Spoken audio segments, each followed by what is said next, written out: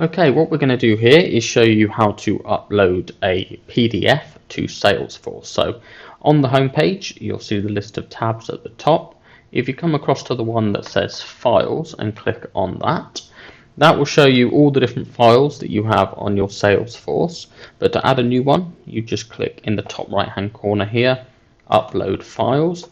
That will open your own system and you just select the PDF that you want to upload and click Open.